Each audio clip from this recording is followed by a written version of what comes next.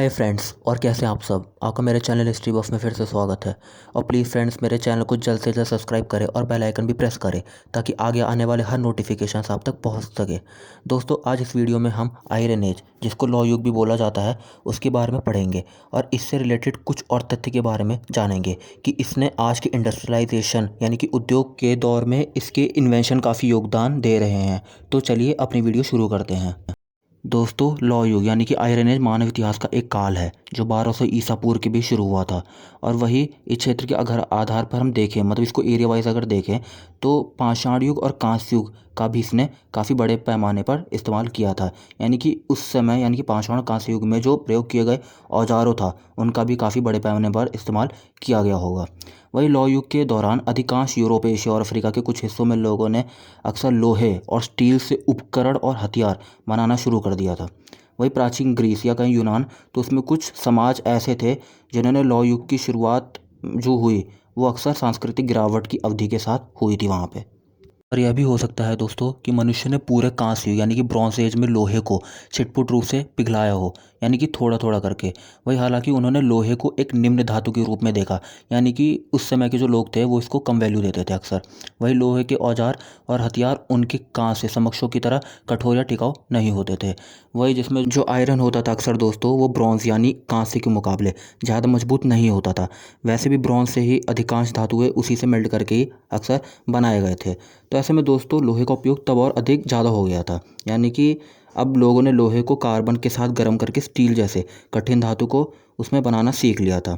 वही जो हितियाँ होते थे अक्सर, वो कांस्य युग के दौरान अब तुर्की में जो रहते थे, शायद स्टील बनाने वाले पहले व्यक्ति होंगे। वही लोहे के औजारों के बड़े पैमाने पर उत्पादन के साथ अधिक स्थायी बंदोबस्त के नए पैटर्न भी आ गए थे। वही अक्सर दोस्तों दूसरी ओर हथियारों के लिए लोहे के उपयोग ने पहली बार जनता के हाथों में हथियार डाले और लोगों के बड़े पैमाने पर आंदोलनों की एक श्रृंखला भी शुरू की थी दोस्तों।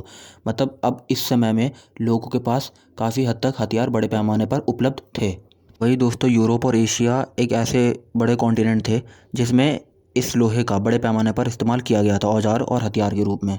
दोस्तों, अब हम इसके आधार पर ही इस क्षेत्र के अनुसार जानेंगे कि इसका इस्तेमाल कहाँ कहाँ हुआ और कैसे हुआ होगा। वही तो दोस्तों, लौह युग में बनने वाले यानी कि आयरन एज में बनने वाले जो औजार थे, उनका इस्तेमाल बड़े पैमाने पर फारस में हुआ, जो कि अब वर्तमान में ईरान में स्थित है। तो ऐसे में दोस्तों फारसी साम्राज्य के निकट पूर्व में इसी लौह युग के दौरान ईरानी पठार पर अक्सर भेड़ बकरियां और मवेशियों को पालने वाले जो खानाबदोश चरवाहा थे, यानी कि जो खेती करते थे, ऐसे में वो राज्य का विकास करना उन्होंने शुरू किया, जिसे फारस के नाम से जाना गया।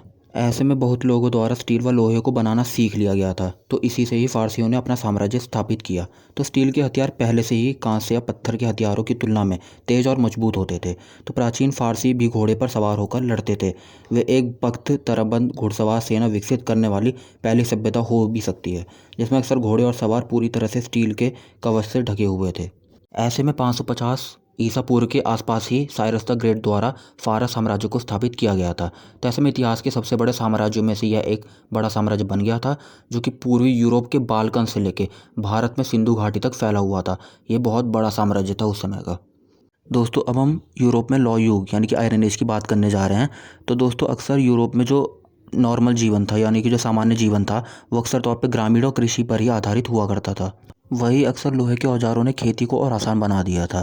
तो ऐसे में लौह युग के दौरान सेल्ट अधिकांश यूरोप में रहते थे। दोस्तों, ये सेल्ट्स जो थी, ये एक जनजाति हुआ करती थी जो मध्य यूरोप में रहती थी। ये एक ऐसी छोटी जनजाति थी जो एक समान भाषा, धार्मिक विश्वास, परंपरा और संस्कृति साझा किया करते थे। और ऐसा भी अक्सर माना जाता है कि यह जो संस्कृति थी, इसका विकास 1200 ईसा पूर्व से शुरू हुआ था। तो ऐसे में सेल्ट ब्रिटेन, आयरलैंड, फ्रांस और स्पेन सहित पूरे पश्चिमी यूरोप में चले गए थे। जो दोस्तों इनकी मुख्य विरासत थी वो आयरलैंड और ग्रेट ब्रिटेन थी, जहाँ उनकी भाषा और संस्कृति के निशान आज भी प्रमुख हैं। दोस्तों, अब हम लौह युग की बात करेंगे यूनान में। तो ऐसे दोस्तों कांस्य युग के अंत के दौरान जो ग्रीस था यानी कि यूनान जो था, भूमध्य सागर के द्वारा अक्सर उसका जो ट्रेड और कॉमर्स होता था वो उसी के द्वारा चलता था। तो ऐसे में उसकी संस्कृति का भी यह एक प्रमुख केंद्र बन गया था। ऐसे में दोस्तों यहाँ पर एक समृद्ध सभ्यता भी हुआ करती थी जिसका नाम था माइसीनियन।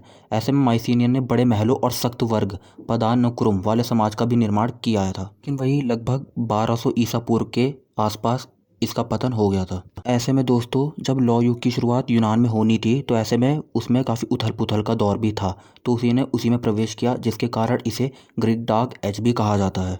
ऐसे में पुरातत्वविदों यानी कि आर्कियोलॉजिस्ट का यह भी मानना है कि अकाल की अवधि भी हो सकती है इसके पतन का कारण, जिसमें अक्सर तौर पे इस समय के दौरान यूनान की आबादी में काफ़ी भारी गिरावट आई थी। तो ऐसे में प्रमुख शहर जैसे कि एथेंस थे, उनके आबाद के साथ उन्हें भी छोड़ दिया गया था। तो जैसे जैसे शहरी समाज बिखरते गए, लोग भी छोटे छोटे देहाती समूहों की ओर बढ़ चले, जो अक्सर खेती किया करते थे। ऐसे में दोस्तों अब हम आयरन एज के टूल्स और वेपन्स की बात करें, तो इसमें अक्सर तौर पे लोहे के दराती, तलवार, भाला, रोटरी क्वार्न, कुम्हार का चाक, लकड़ी का खराद और लोहे की छेनी आदि शामिल हैं। ऐसे में लौह युग ने पाषाण युग, ताम्र युग और कांस्य युग का भी अक्सर अनुसरण किया था। तो लगभग वही 1500 ईसा पूर्व में शुरू हुआ था। ऐसे में लिमोनाइट यानी कि हाइड्रोक्सफेरिक ऑक्साइड के मिश्रण से बना एक खनिज की खोज से ही लोहा बनाना संभव हो गया था। तो ऐसे में लोहे से औजारों का निर्माण आज के तुर्की के अनातोलिया में शुरू हुआ था। वही चूंकि लोहा कांसे की तुलना में काफ़ी शक्तिशाली और सख्त होता था, तो ऐसे में लोगों को मजबूत और तेज किनारों या नुकीली वाली वस्तुएं बनाने में सफलता मिली थी। वही दोस्तों 1200 ईसा पूर्व से ही लोहे के तलवारों का इस्तेमाल बड़े पैमाने पर किया गया था। हालांकि ऐसी तलवारें जो अक्सर थी वो 8वीं शताब्दी ईसा पूर्व में लोकप्रिय और व्यापक हो गई। ऐसे में भाले का इतिहास लगभग 7वीं शताब्दी ईसा पूर्व का है। वही दोस्तों प्राचीन ग्रीक यानी कि एशियंट यूनान में शहर राज्यों में नागरिक सैनिक यानी कि शायद पहले ऐसे लोग थे जो भाले से लैस हुआ करते थे। दोस्तों सल्ट शायद पहले लोग ऐसे थे जिनका हमने पहले भी जिक्र किया था, जो मध्य यूरोप में रहा करते थे, जिन्होंने खेती के लिए अर्ध या कुदाल का इस्तेमाल भी किया होगा। ऐसे में दोस्तों पुरातत्वविद यानी जो आर्कियोलॉजिस्ट थे, उनकी एक टीम ने 2015 में तेलंगाना में छोटे चाकू सहित कई लोहे की कलाकृतियों की खोज भी की, जो ऐसे में 1800 ईसा पूर्व से 2400 ईसा पूर्व की थी। और वही इन कलाकृतियों इसी से इंडस्ट्रियलाइजेशन यानी कि उद्योग का परिचय हुआ। दोस्तों इसमें कृषि उपकरण यानी कि जो फार्मिंग टूल्स थे उसमें काफ़ी सुधार किया गया था, उसमें काफ़ी चेंजेस लाए गए थे। और ऐसे में इसमें लकड़ी के हल को लोहे की नोक वाले हल अर से बदल दिया गया था। इसी ने कृषि को आसान बना दिया था। इसके परिणाम स्वरूप फसलों की उच्च उपज हुई। दोस्तों अब हम बात करने जा रहे हैं रोटरी क्वार्न की, जिसमें अंग्रेज़ों ने लगभग वही 400 से 300 ईसा पूर्व के बीच में रोटरी क्वार्न का उपयोग शुरू कर दिया था। तो वही ये अनाज पीसने के लिए एक घरेलू उपकरण भी हुआ करता था, और इसमें दो गोलाकार क्वार्न पत्थर से यह बना हुआ था, जिसमें अक्सर ऊपरी पत्थर में एक धुरी के चारों ओर एक गोलाकार दिशा में एक हैंडल और चल रहा था, जबकि निचला पत्थर अचल था। ऐसे में दोस्तों कुम्हार के चाक का भी निर्माण किया गया था, जिसमें व्हील थ्रो पोट्री की तकनीक वही लगभग 4500 ईसा पूर्व में विकसित की गई थी। तो इसमें अक्सर मिट्टी के बर्तन बनाने की प्रक्रिया को आसान और तेज बना दिया था। वही ऐसे में जहाज़ों का भी काफ़ी निर्माण किया गया, जिसमें पहली शताब्दी ईस्वी के दौरान नंसतुरा द्वीप समूह के लोगों ने लगभग 50 मीटर बड़े जहाज़ भी बनाए, जो अक्सर पानी से 4 से 7 मीटर बाहर खड़े हो सकते थे। और ऐसे जहाज़ 700 से अधिक लोगों और 250 टन कार्गो तक ले जा सकते थे। वही जहाज़ों में तंचा पाल का उपयोग किया जाता था, जिसके कारण यह हवा की दिशा के खिलाफ जाने की क्षमता भी रखता था अक्सर। दोस्तों अब हम इस युग की वर्णमाला की अगर बात करें, तो वही 800 और 700 ईसा पूर्व के बीच में वही प्राचीन मिस्रवादी यानी जो इजिप्शियन थे, उन्होंने वर्णमाला का आविष्कार किया, जिससे संचार आसान हो गया, यानी कि जो कम्युनिकेशन था एक दूसरे से अब वो काफ़ी ईजी हो गया था। ऐसे में दोस्तों अगर हम आयरन एज के रिगार्डिंग बात करें, मतलब इस लौ युग की इसमें, तो इसकी शुरुआत जो थी भारत में वो वैदिक काल के समय में ही आई थी, जो कि 1500 से 600 ईसा पूर्व में थी।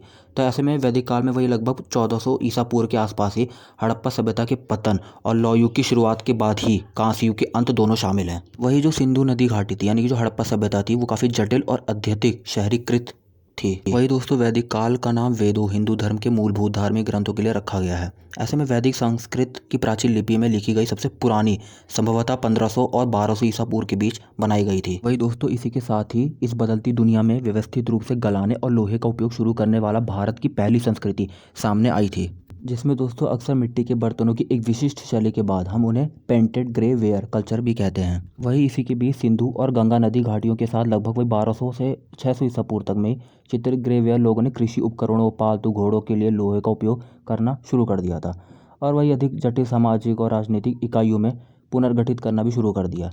और ऐसे में भारतीय इतिहास में यह पहली अवधि थी जिसमें सामाजिक और राजनीतिक पदानुक्रमों के साथ साथ सच्ची सरकारों का स्पष्ट प्रमाण भी दिखाया गया है। दोस्तों अब हम आयरन एज से रिलेटेड कुछ फेमस साइट्स के बारे में जानेंगे। हमें यह पता चलता है कि पुरातत्वविद यानी कि जो आर्कियोलॉजिस्ट हैं उनकी एक टीम ने 2015 में तेलंगाना में छोटे चाकू सहित कई लोहे की कलाकृतियों की खोज भी की थी, जो वही 1800 ईसा पूर्व से 2400 ईसा पूर्व की थी। और वही इन लौह कलाकृतियों का परीक्षण राष्ट्रीय भूभौतिकी अनुसंधान संसाधन NGRI में किया गया था। ऐसे में लौह युग के कुछ अवशेष जो हैं वो दक्षिण भारत के ज़्यादातर हिस्से में मिलेंगे, जैसे कि हल्लूर कर्नाटक और आदि चन्नूर तमिलनाडु लगभग वही 1000 ईसा पूर्व के शामिल हैं। वही इसी के साथ दोस्तों नागपुर के पास महुरझारी एक बड़ा मन का निर्माण स्थल भी था।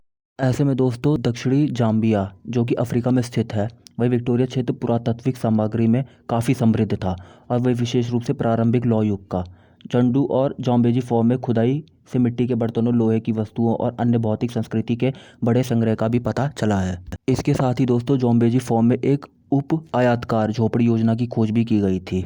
इसी के साथ दोस्तों खुजिस्तान, लूरिस्तान, फार्स और ईरान के दक्षिणी कुर्दिस्तान क्षेत्र में भी कई साइट्स मिली हैं। इसके साथ ही दोस्तों अभी जल्द पता लगा था कि भारत के तेलंगाना राज्य में 3500 साल पुरानी आयरन एज की एक संरचनाएं जो थी वो काफ़ी कृषि गतिविधियों के खतरे का सामना कर रही है।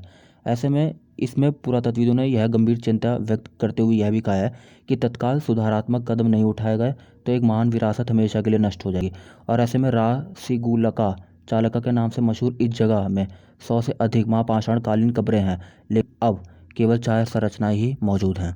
तो दोस्तों आज इस वीडियो में हमने आयरन एज यानी लौह युग के बारे में बात की है और ऐसे में लौह युग में कई अहम बदलाव देखने को भी मिलता है जिसने आज के इंडस्ट्रियलाइजेशन यानी कि उद्योग को बदल दिया है और उसी से देश की हाफ GDP में भी बड़ा बदलाव देखने को मिला है।